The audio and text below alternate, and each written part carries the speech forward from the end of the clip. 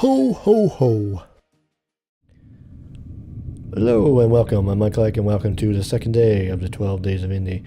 This is Reveal the Deep. This is a horror game by Lazy Monday Games, which is pretty fitting since this is a pretty lazy Monday for me. You know, this is the perfect time of year to cover horror games, getting close to Christmas and all that. But I broke my rules a little bit for this game. So this is supposed to be showcasing games that came out in 2016. This actually came out December 4th of last year. And then when I made a list of games for my 12 Days of Indie last year, it missed out. And then it missed out again when I did 15 Days of Indie, 15 Nights of Fright for Halloween. So I think I kind of old for this game. And it's only a month off of the time span I was supposed to cover. Anyway, so like I said, this is a very indie game. It's as you can see here, this is the title screen. There's chapter 1, chapter 2. I've beaten the game, but because I uninstalled it and reinstalled it, I guess it forgot my progress. Let's jump in. I'll show you the settings. Yeah, you had to go into the game to access some of the settings. So you can see you're a diver. You're exploring a ship. And this isn't some jolly adventure. It's a creep fest. It's actually a platformer. You could jump. It's a very floaty jump. You could crouch. All the movements are very meticulous, I guess. It's very slow movement. It gets even slower when you crouch. You can also turn off your light. You can see that in a second. And that is damn claustrophobic for me. So I suffer from claustrophobia just a little bit, and this is just being in a stereo section with this light off is making my blood pressure go up just a little bit, my heart beat a little faster. And this is just a fun traipse through the deep. This is a horror game.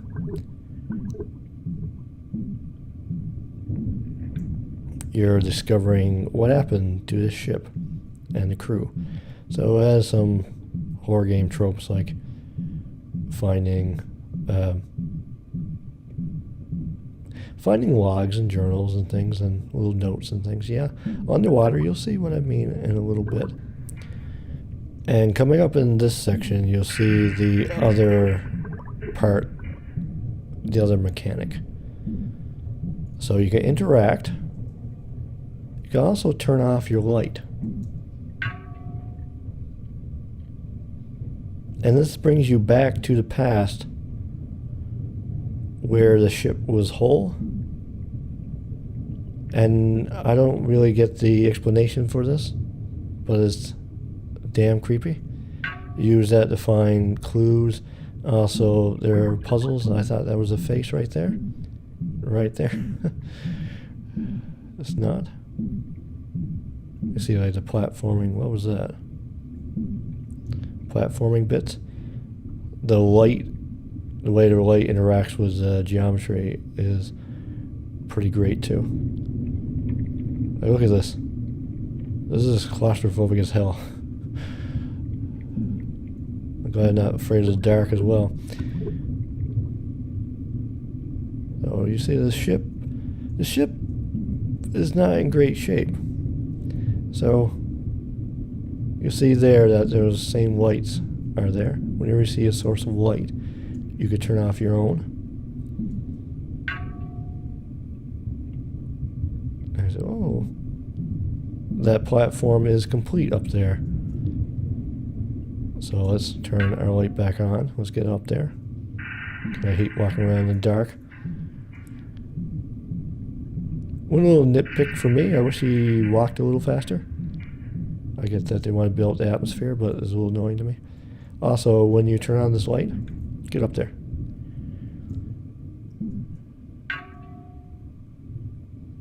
Look how slowly he moves. Is that his usual walking speed? It feels slower. So yeah, the point of this game is to figure out what happened to the ship.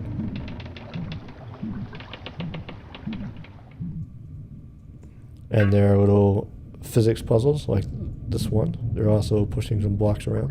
Because you know every game has to have pushing some blocks around these days. I keep thinking I see something out of the corner of my eye. And I could very well be seeing something out of the corner of my eye. Or I could be just scaring myself. There's a equal chance of both. Nope, can't do anything there. Oh, I had the mouse on screen. I'm sorry about that. Grab. You don't take fall damage. You can, however, die. There are things that will kill you.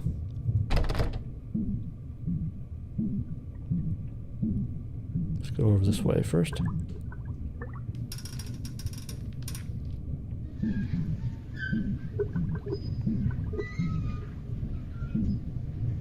Third person Soma. No, it's really not like third person Soma at all. Because there is no monster chasing you. It relies on atmosphere and things. So here's one of these block puzzles. I think you will understand what we need to do here.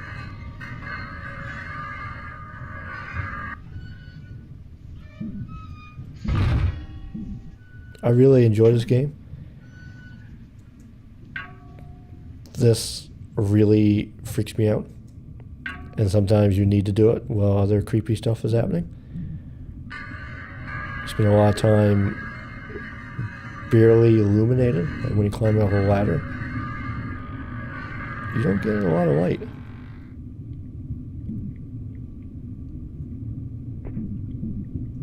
And here's another one of these sections. Am I not close enough? There's definitely a light there. Oh, damn. The jumping is very weighty. As you can imagine, wearing a diving suit is underwater. Yeah, I was just too far away, I guess. So, in the present, that ladder is gone. Let's go down here and see what awaits us. Let's go into the bowels of this. See, like this. Look how much light we have right now.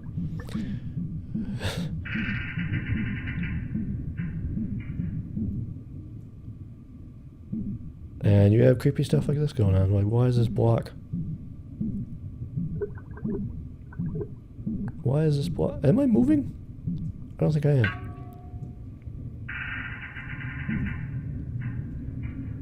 Oh, we solved this puzzle unintentionally. So, I'll show you what this puzzle is going on.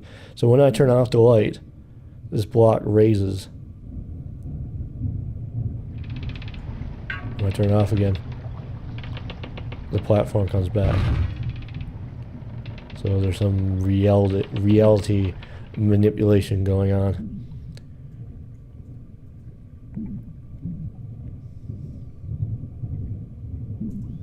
Okay, let's go a little bit further, then I'll show you the first little bit of the second chapter.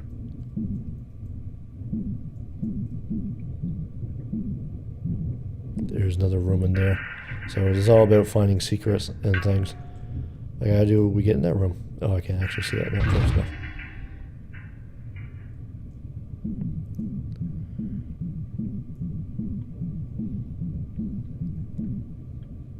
And I can't go this way, so we gotta do it. Oh, I can go this way. Okay. I didn't think I could push it past that ladder.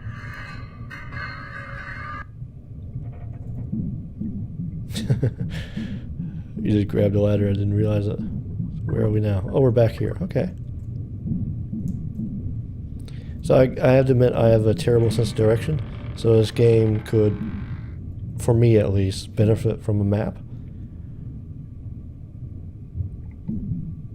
Because you're constantly opening different passages and things like that.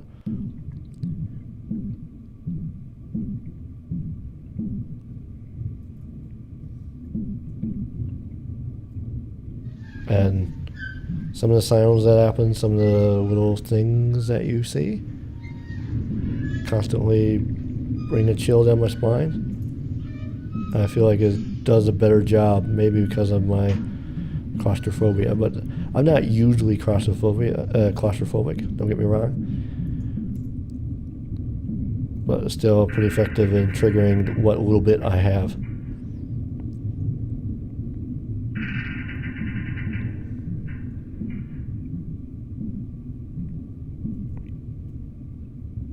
So let's go up here and see what's up here. Then maybe we'll cut forward to the second chapter.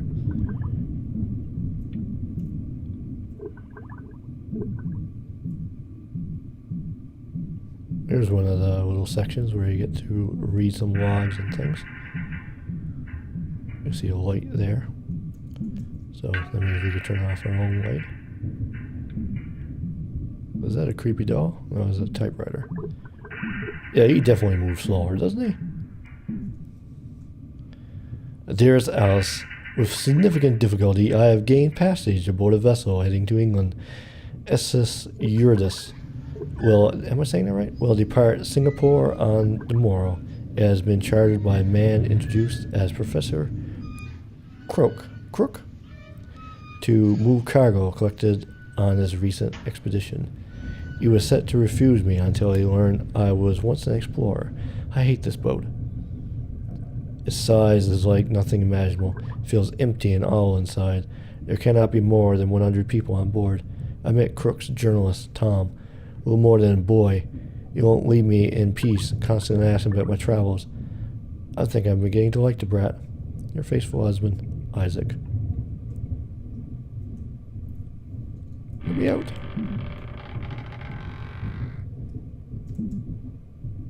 Come on. Turn my light on. So there's transporting some goods back to England from Singapore. Ah!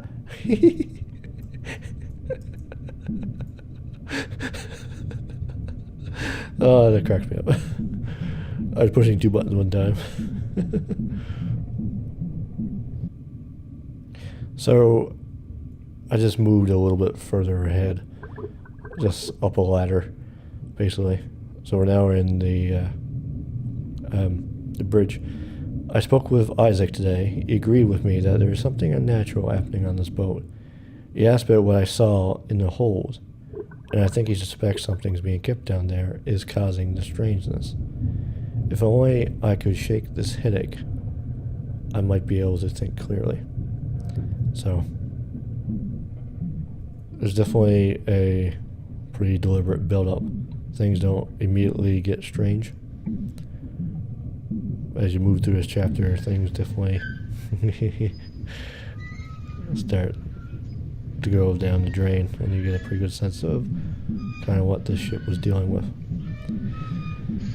So let's jump forward to chapter 2.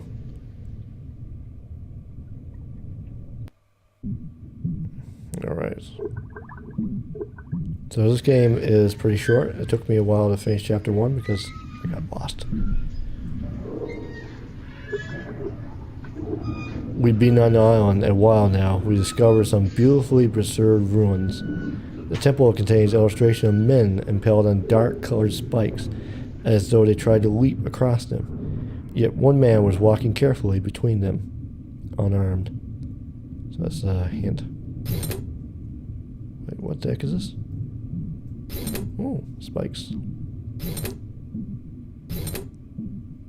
At least they're popping up before we get to them. Let's see where this takes us.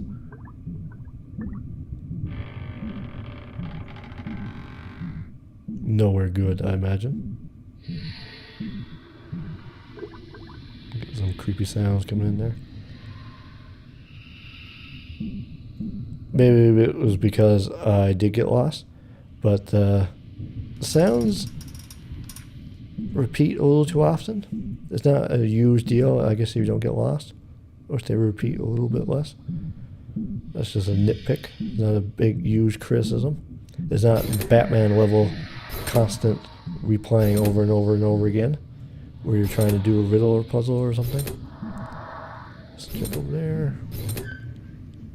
So our journey is blocked off by this goop.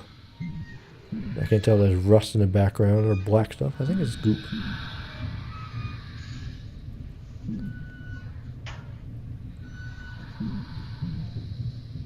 Turn that way, okay. What's up here? Let's go up. Oh, I could... Oh, there's a platform there. Okay. I did not see that. That noise. Oh, that noise is not too creepy, and then sometimes is. Let's see. But sometimes jumps you feel like you can't make it, but you actually can as well. This is definitely isn't a precision platformer. Oh, okay, right. Oh, I thought I was going to die there. Landing some spikes. I really enjoy this interplay between